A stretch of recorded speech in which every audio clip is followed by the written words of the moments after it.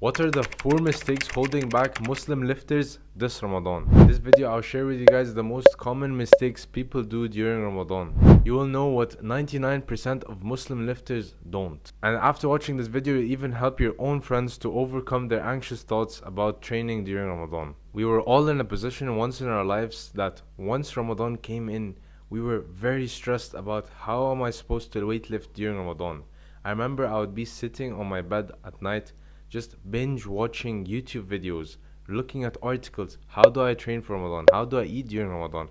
It was so stressful and I was really worried about losing my gains. And unfortunately, there were a lot of YouTubers who would give BS advice on Ramadan and they were just doing it for the views. And I genuinely was really annoyed that their advice was really general and it didn't really have that much value for me. What are the 99% of lifters doing wrong? Many of the mistakes I share with you today are more common than you think, and I must say I was a victim of these myself. After I've learned the better alternatives for these mistakes, I was able to maintain my progress and do much better in the gym. And from the thumbnail, you're gonna learn what Arnold Schwarzenegger's opinion on training during Ramadan as well. I've spent weeks researching scientific studies on lifting during Ramadan. I've looked at other YouTubers who gave their advice, as well as asked many of my exercise scientist friends who gave their opinions and their advice on training during Ramadan. I've gathered all of these opinions and advice and compared them to what the scientific literature says. What makes this video very different than most of what you're going to see on YouTube is that this is actually backed with science. In addition to that, I'll share with you what I found is best to do during Ramadan after experiencing weightlifting during Ramadan since 2020. Given that many of the people who make videos on training during Ramadan aren't even practicing Muslims, nor do they have school or uni or even have a 9 to 5 job, as well as they don't have the family constraints that many of us have. That's why I made this video of the 4 major mistakes to avoid during this Ramadan. And because Ramadan is all about giving, I put together a Ramadan bundle for you guys. It's free to claim. It has a Ramadan workout template, a Ramadan nutrition template, as well as has more advice on how to weightlift during Ramadan. And last thing, please remember that the most important thing about all of this is to prioritize your deen. For real, I used to take this with a grain of salt, and the years before, I've always prioritized the gym over praying Taraweeh and doing more things to increase your iman. So what you take from this video is all good learning, but make sure that you're also prioritizing your deen, especially in this holy month. So it's not advised to train before Iftar, and the best thing to do is to train after Iftar. Right? This has some truth to it. A few studies have compared bodybuilders training before and after Iftar, and they've measured how much muscle mass was preserved during the holy month. So the first thing you need to know is that the bodybuilders who trained after Iftar performed better than the ones that trained before Iftar. And to your surprise, both of these groups actually maintained the same amount of muscle mass at the end of the holy month. With this study and many others like it, they can help support the claim that you can preserve your muscle mass during Ramadan, whether you're training before Iftar or after Iftar. And we're gonna need this information for the rest of our video. And you need to consider something before you thinking that you can preserve muscle mass easily during Ramadan. You need to understand that they took diet precautions and training precautions to be able to preserve their muscle mass. And that is why our first mistake comes down to your diet. Ramadan is the perfect month for losing fat, right? Well, let's find out what the mistake here is. I've done my research. I looked at research paper after research paper. I asked friends with masters in exercise science and professional coaches, and there were 2 answers for this, both of which are correct, but one is considered a mistake for the majority, as well as depending on your own priorities. You need to first understand that because you're fasting for up to 14 to 16 hours, you're already on a downside when it comes to maintaining your muscle. And your meal timing as well is gone, and we should know that from a hierarchy for diet principles that meal timing comes down to 10% of your results. And you also should know that it really helps with hunger management as well. And when you're losing fat and trying to maintain muscle, you need to also be training hard enough for that. And you need to be increasing your intensity throughout the weeks. So you should be training at your best performance. And as we mentioned, that's probably best when you have your iftar or after suhoor. If it comes down to that you have to train after you've eaten, you're not going to be enjoying many of your gatherings with your family. And because you're training at night most of the time, your sleep schedule is going to be ruined. And with bad sleep, your fat loss phase is in a much greater risk for losing muscle. So fasting is really a double-edged sword when it comes to fat loss. And stress levels are generally much higher during this month. And stress levels are known to impact how much muscle you maintain during a fat loss. I remember that I told you guys that Arnold has an opinion on this on himself. And his opinion was that he knows many bodybuilders who complain about having very bad sleep during Ramadan, and it's not considered a very good idea to have a fat loss phase during Ramadan. Because of fasting affecting your sleep so much, there is a risk to muscle loss. So what do you think our first mistake is? Cutting during Ramadan. Now before you get very mad at me, remember that I told you there are two answers which are correct. So the first answer is avoiding doing a cut during Ramadan. And the second answer is doing a cut during Ramadan, and preferably to train after iftar or after suhoor. And this is only possible when you don't have a busy schedule, you don't have family constraints, and you're typically not a student or have a 9 to 5 job. And generally speaking, the biggest downside to this is that you might even skip Tarawih because you need to go to the gym. So if you're not a professional bodybuilder, then you don't really need to put those 4 weeks in a fat loss phase and just maintain instead. Also, if you've never been to the gym or you're overweight, you could try and lose fat during Ramadan. Simple cardio and a calorie deficit, you will find yourself building muscle fairly easily. If you're way past your honeymoon phase, then I just advise you to just avoid cutting during Ramadan. So with many of the downsides we've discussed, many people think that training during Ramadan is just pointless and it's just too hard, so might as well not even go to the gym for the whole month.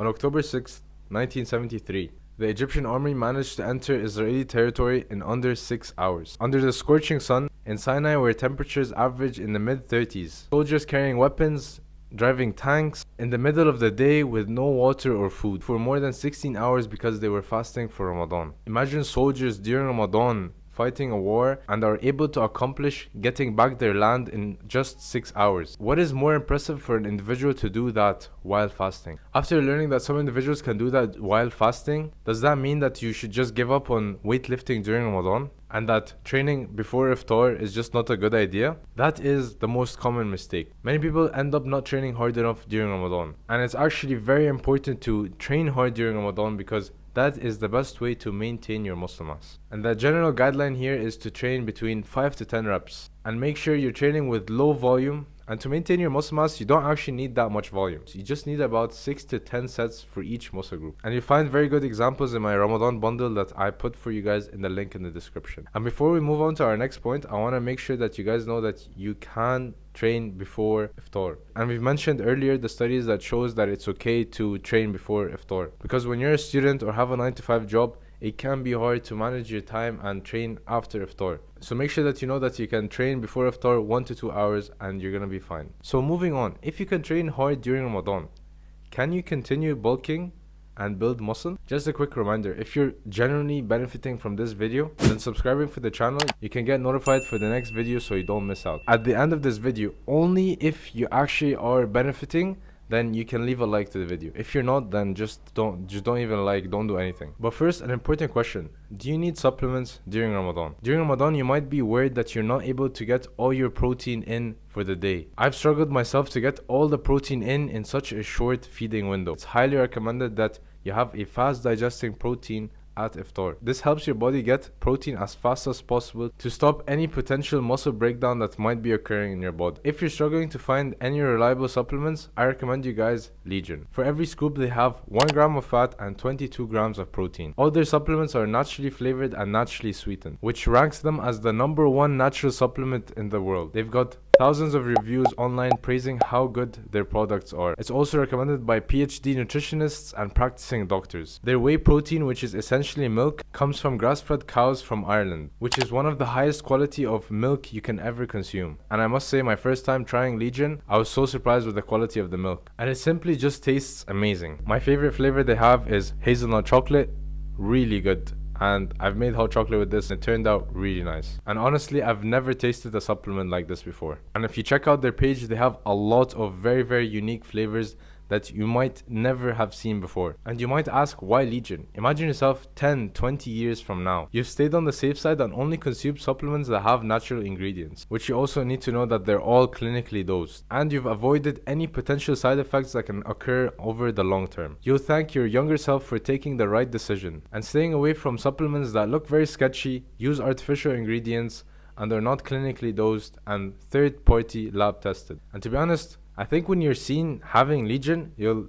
probably have a better chance to impress your crush. All jokes aside, Legion is currently the best natural supplement in the market. There is no doubt in that. If you'd like to try Legion risk-free, there's a 100% money-back guarantee. If you don't like it for whatever reason, they're gonna give you your money back and you keep the supplement. So if you want to get a 20% discount, you can use code Kareem's Content, and that is on legionathletics.com. Link in the description to get your natural supplement today. I remember my first Ramadan with a very fixed gym lifestyle. I was all over the place. I was super stressed out for losing all my progress if I weightlift during Ramadan. I was so determined to continue my bulk and continue my progress and not feel like my progress is slowing down. I was so eager to gain as much muscle as possible in such a short time. My first Ramadan, while my mom was making iftar for the whole family, I was in the kitchen next to her making chicken and rice, making oatmeal, making turkey sandwiches, and then getting my protein shake ready. And that day my family were eating wara anab, and I was eating all of these carbs and protein. And of course I had to take some wara anab because it's so hard not to eat from it. I remember that day trying to pray before going to the gym.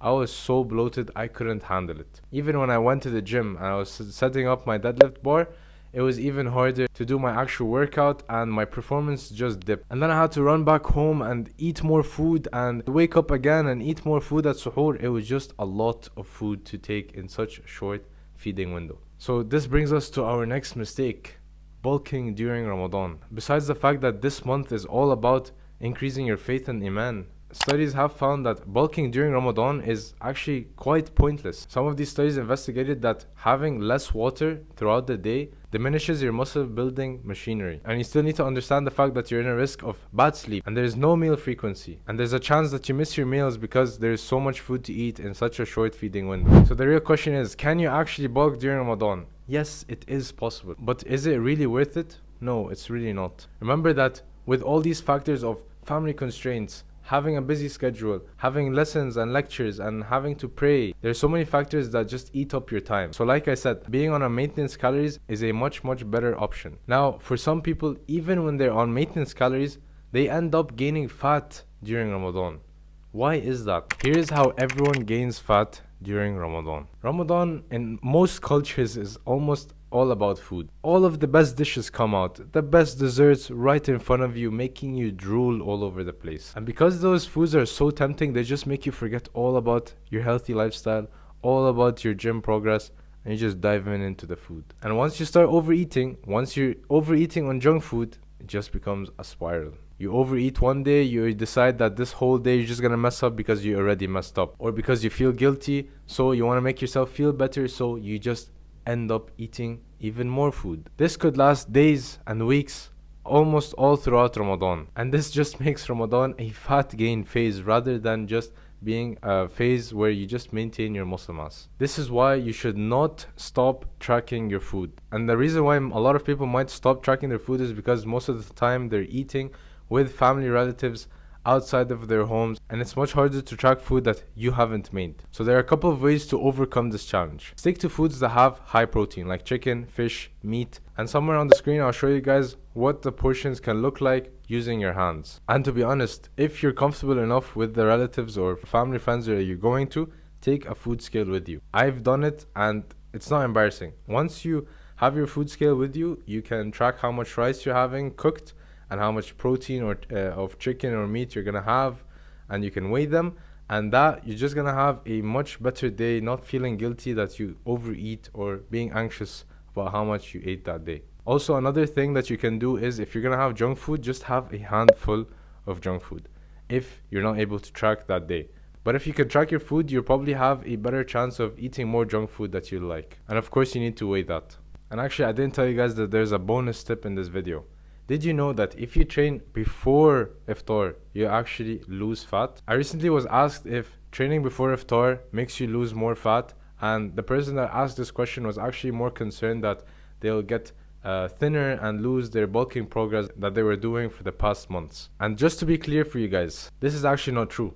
You're not going to lose fat simply because you trained at a fasted state. The most important factor here for whether you're going to gain fat or lose fat is actually simply comes down to two things: your calorie balance and your macros. If you're eating more than what your body needs, no matter what, you are gonna gain weight. And if you're eating less than what your body needs, you're going to lose weight. You have to keep this in your mind at all times. And if you're still watching this video, consider yourself lucky, because not a lot of people actually know this and comprehend it. And if you'd like to know more about the hierarchy of a diet, I recommend you guys reading this book called RP Diet 2.0. It dives deeper into the principles of a diet, of course using science to back each point. And you can find the book in the description below. With all of this advice, you need to still understand that you still might be short in time during Ramadan. How can you make sure to maintain muscle in the least time possible? There are a few advanced techniques that beginners and intermediates can manipulate to train in less time. To find out the techniques that you can use during Ramadan, I've made a video right here on how to train in the least time possible. These techniques are used by professional bodybuilders and athletes who try to maximize muscle gain in the least time possible. Hope you guys found this video helpful. I'll see you guys in the next one.